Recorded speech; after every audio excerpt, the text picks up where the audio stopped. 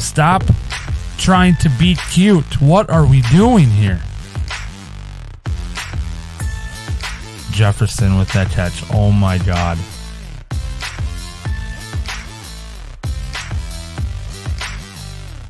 This game is giving me strokes.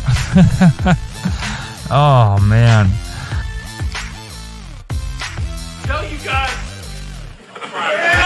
I love you. I mean it from the bottom of my heart.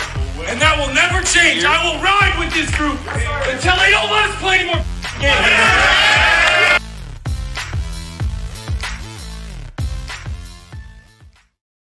Welcome back to Vikings Vibes, Season 4, Episode 15. This might be a little shorter episode. I thought maybe I'd have Jaren, but so I'm going to record this episode, normal episode. It might be a little shorter. Like I said, it's bye week, and we don't have a game to cover. That just happened. So, but tomorrow, which is Thursday, I might be recording a video with Jaren. So, and that will be, I guess an exclusive, I guess, if you want to say that, exclusively only on, I'll stream it on Facebook and YouTube, and we have a Twitch now. So go look up Vikings Vibes on Twitch and follow the show on Twitch as well, and the YouTube channel. Yeah, to get into it,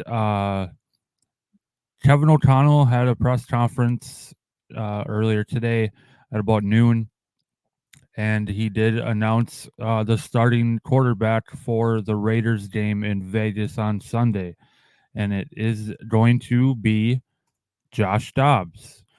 Now, there is a lot of people on social media that are very, very upset that we are starting Josh Dobbs and not Jaren Hall or Nick Mullins, but majority of the people that I've seen comment on social media, they wanted Jaren Hall to start. I do understand that as you know, they're kind of looking forward to next year in the future, you know, to see what Jaren Hall has. Like we haven't seen much of him. I do get that aspect of thinking, but I do believe, and this might come back and bite me. I mean, Dobbs could go into this Raiders game and he could not do very good at all. But this whole time, I've wanted it to be Josh Dobbs starting against the Raiders.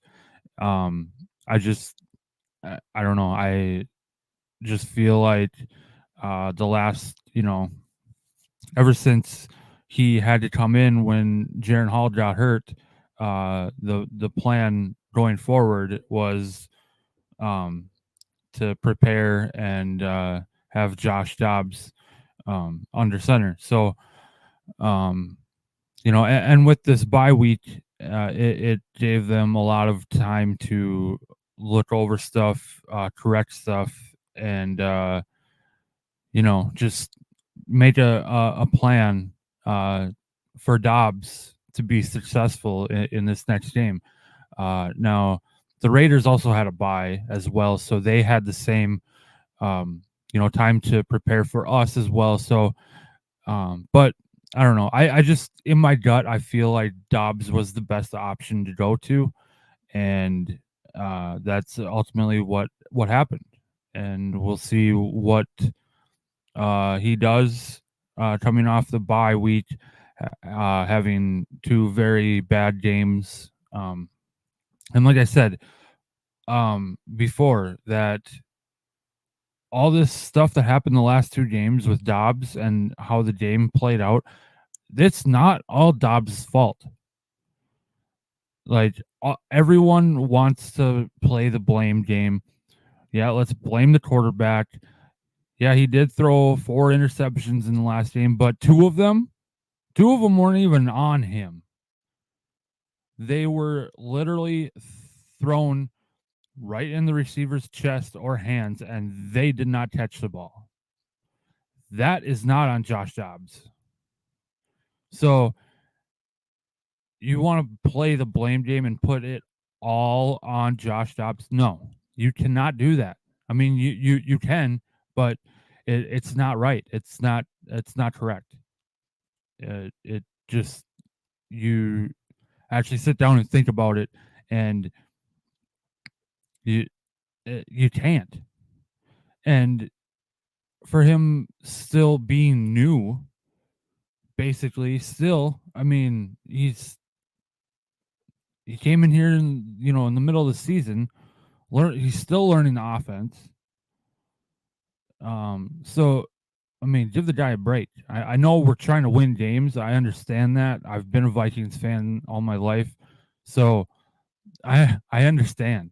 I feel the same pain as all other Vikings fans, but you got to think about it in different ways and different aspects, not just one way.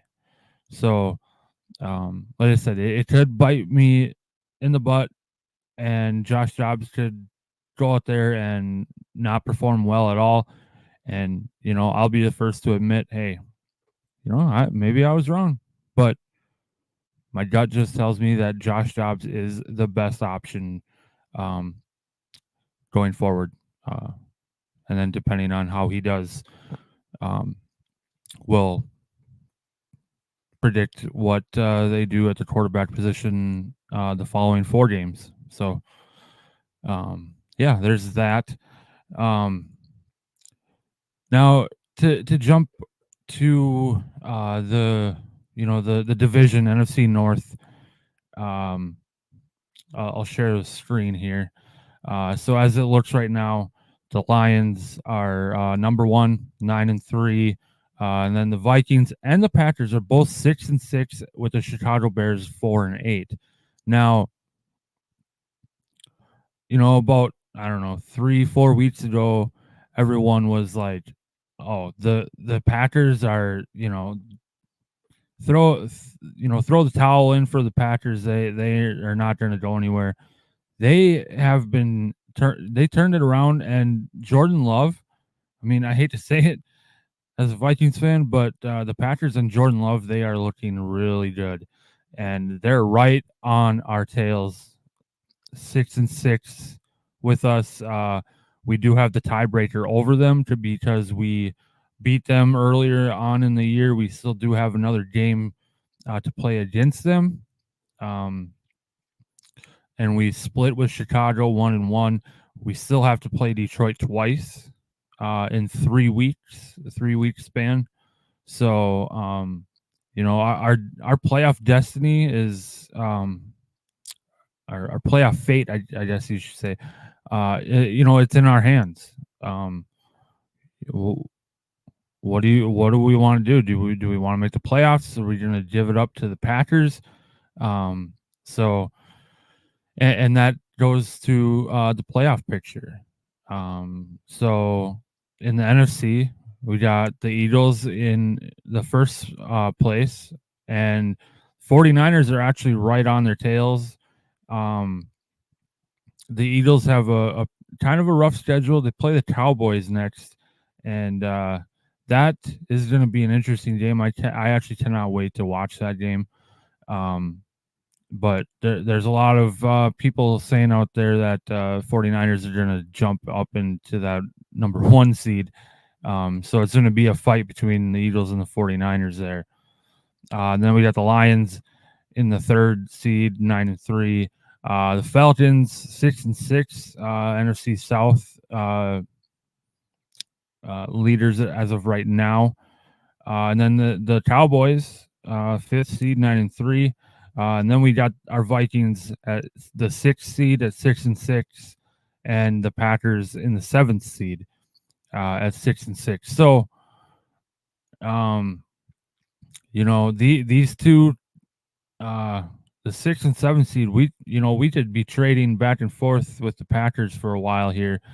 And ultimately we could lose even the 7 seed. I mean, you go down here, and the Rams are also 6 and 6. They've been doing a lot better.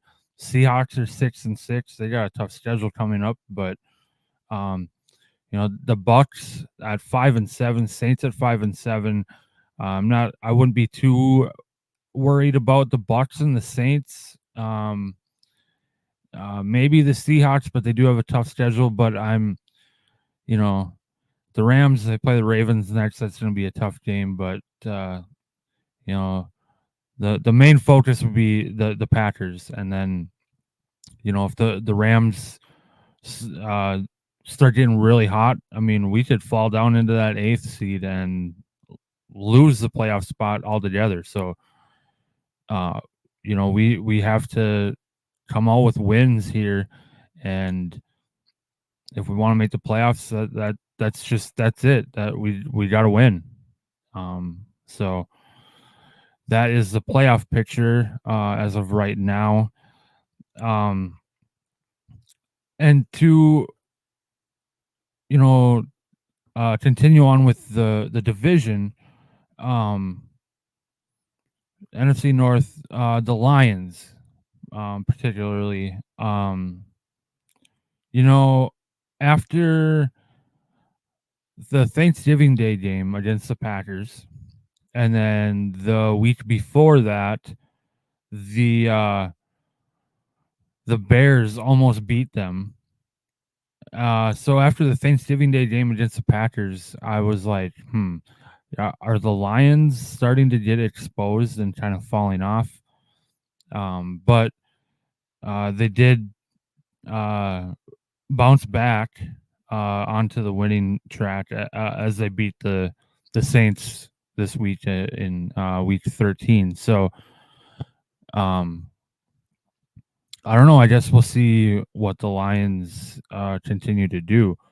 It was very interesting to see that the Bears almost beat them and how bad the Packers beat them on Thanksgiving. That those two games were totally. I did not expect it to go that way. The Lions have been very, very good this year, and I definitely thought both of those games were going to be blowouts, and the Lions were just going to walk all over both those teams, and that didn't happen. So, be paying attention to the Lions too to see, are they going to stay on the winning track, or are they are they actually getting exposed? So, this division is starting to get a little bit interesting. And then with the Packers, they've turned it around. Like I said before, they're starting to get hot. Jordan Love is looking really good. They just beat the defending champs, Chiefs. So don't count the Packers out with their turnaround, and then with our slump. It just doesn't look good for us as of right now, but things could change in the blink of an eye. So, another thing, going back to the quarterback situation, there's been a lot of talk lately about the Vikings possibly going after a quarterback in the next draft. Rumor has it that they have been actually doing work on some of the prospects, including Michigan QB J.J. McCarthy, Heisman finalist LSU quarterback Jaden Daniels. I've watched a few highlight videos of a couple of the prospects, and so far, Jaden McDaniels from LSU is the one that I actually like the most. He's mobile, and he can absolutely sling it down the field. Very, very accurate passer. So if we are going to go after a quarterback in the draft, this is the guy that I want us to go after. I will probably be picking around the middle of the the middle of the first round. So it could all change. I mean, Jaden Daniels draft uh, grade or draft stock could go up um, from now, um, and he could end up being top 5, top 10 quarterback in the draft. I mean, so far right now, I think Caleb Williams and Drake May and I think maybe Bo Nix are probably the top 3 to go off first, but it could all change. So, um, yeah, unless Kwesi's planning on maybe moving up to get Daniels, but yeah, I mean, as of right now, if that's the way we're gonna go, that's the guy that I like, Jaden Daniels from LSU. Um, I've said it before, um, and no disrespect to Kirk at all. I love Kirk Cousins, um, and I love him as my quarterback. But um, in this league, today's league, you almost need a mobile quarterback, and to get a rookie like that, like Jaden Daniels, on a rookie contract, and he's that mobile and he's that accurate.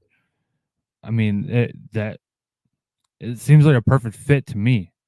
And Justin Jefferson went to LSU. Jaden Daniels is LSU quarterback. Hey, maybe JJ would really like that from his old college. So you never know. Um, and speaking of the draft and everything, it's weird. I was thinking about it the other day, just the QB draft process. Like, okay, you go through the combine, you go to the draft, you get drafted, okay, and then most of them, uh, sit behind a veteran quarterback for X amount of time. Then no one thinks to start that said quarterback after the original starter leaves or gets hurt, because they have been a backup for so long and have no experience or games under their belt. So they, move on. All these quarterbacks are moving around from team to team, being backups. Perfect example is Josh Dobbs. I mean,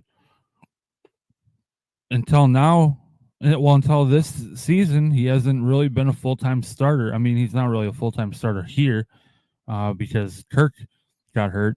And in Arizona, he was only the starter because Kyler was hurt. But you get my drift. But it was just kind of an example. But that being said, in my eyes, when a quarterback is drafted, they basically have to start right away to have a chance in this league. And another example of that is with Patrick Mahomes in Kansas City. If Alex Smith never got hurt, would Patrick Mahomes still be on the bench?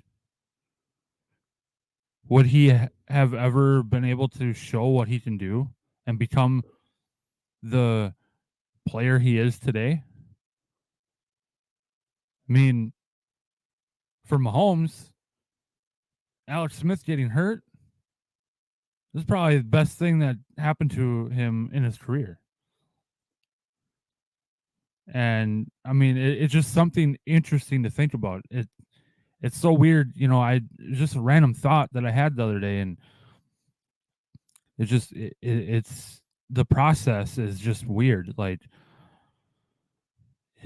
these quarterbacks, they get drafted, and if they sit,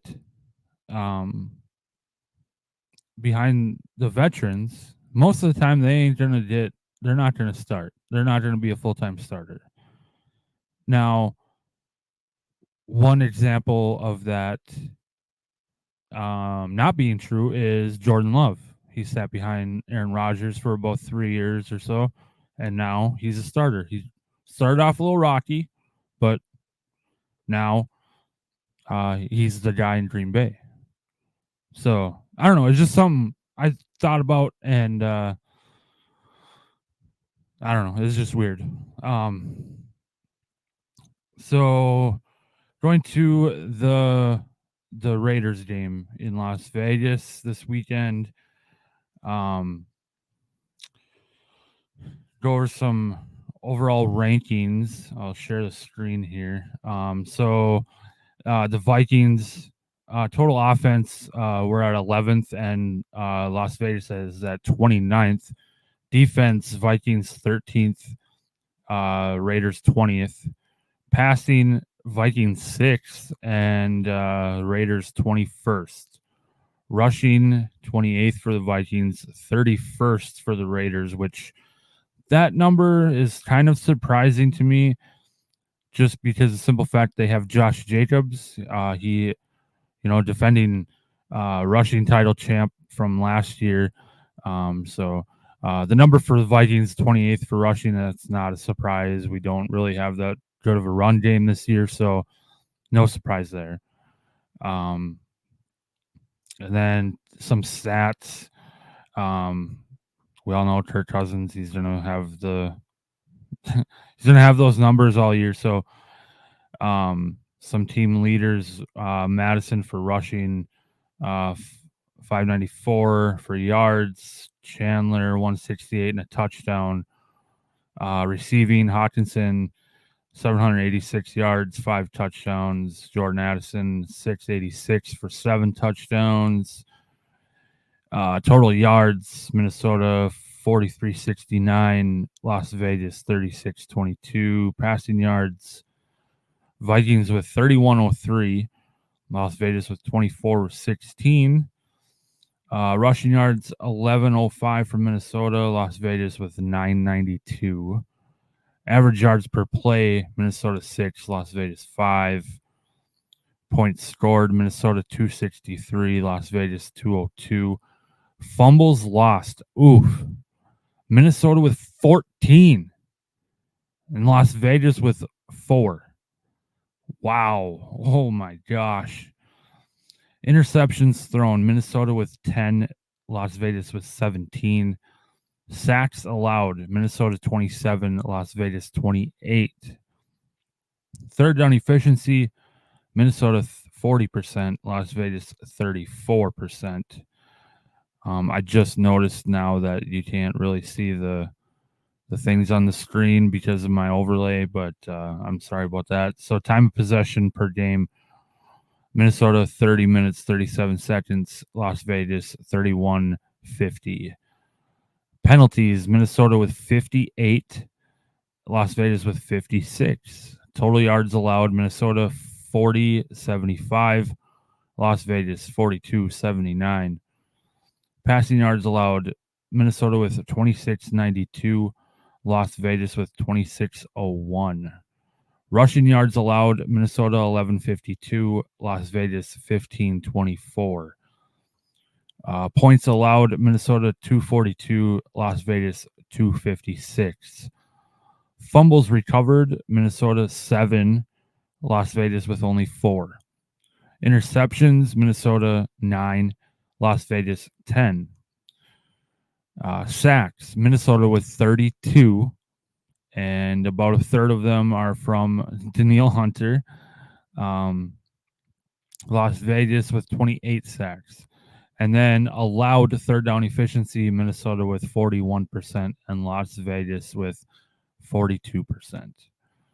So those are some team stats, some team leaders, overall rankings for this game Sunday, December 12th at 3:05 p.m. Central Time. The Minnesota Vikings 6-6, Las Vegas Raiders 5-7. So, you know, it'll be Josh Dobbs against Aiden O'Connell. Two backups. Jimmy G was benched earlier in the year, so it's Aiden O'Connell's show, at least for the rest of the season. Josh Jacobs is a very good running back. We have been pretty good with our run defense. So, but he still could burn us. And then Devontae Adams, despite being on a very, I guess mediocre team, kind of in the middle, he is still one of the best wide receivers in the league. And he could, beat anyone at any time. We've seen it time and time again. So, don't ever count any team out, but, don't count these Raiders out. They do have good players. And then on the defensive side, Max Crosby could be a very big problem for us. He plays very hard, and he definitely wants to get after Dobbs on Sunday. So we have to make sure our O-line comes to play and stop that guy. So, that's really all I got. I didn't exactly prep to be by myself, but like I said, tomorrow night, me and Jaron are going to try and do a video together for you, and it won't be podcastable. I don't think. I'm at this time I'm leaning towards only this one being podcastable. So I think the one tomorrow night will only be video. So it'll be Facebook, YouTube, Twitch. So make sure you subscribe to the page on all the social media pages, YouTube. Click the bell to get notified when new videos are posted. Tomorrow night probably. Hopefully you'll see me and Jaron in a video going over some of the stuff I talked about, and then there's some other stuff that I didn't talk about that hopefully I'll get a chance to talk with Jaron about. So, as always, Skol Vikings, and we'll see you in the next one. See ya.